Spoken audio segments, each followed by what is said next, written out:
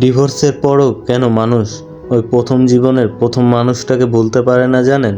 কারণ হলো ওই প্রথম মানুষটার সাথে জড়িয়ে থাকে হাসি, কান্না, দুঃখ, কষ্ট, প্রথম জীবনের ভালোবাসা। সেই ভালোবাসাটাকে কখনোই ভোলা যায় না। সেই মানুষটার সাথে থাকে তার চিরজীবনের হাসি, কান্না লুকানো, তার অনেক স্বপ্ন, হাজারো স্বপ্ন, হোক সেটা পরিবারের কারণে বা নিজেদের যে কোনো ভুলের কারণে আলাদা হয়ে যাওয়ার।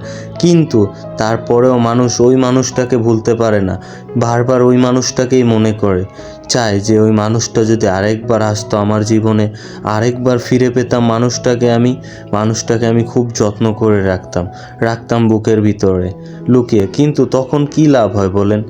লাভ নেই কোনো, কারণ শেষ দলিলে তো তারা দুইজনেই সই করেছে। সই করে একে অপরকে ছেড়ে অনেকটা দূরে চলে গেছে। অনেকে পারে এই জীবনটাকে ছেড়ে নতুন একটা জীবন শুরু করতে, আবার অনেকে বা পারে না। আসলে এইটাই বাস্তবতাটা আসলে অনেক কঠিন। পরিস্থিতি মানুষকে অনেক কিছু শেখায়। পরিস্থিতির কারণে মানুষ ভালোবাসার মানুষটাকে ছেড়ে দূরে থাকতে বাধ্য হয়।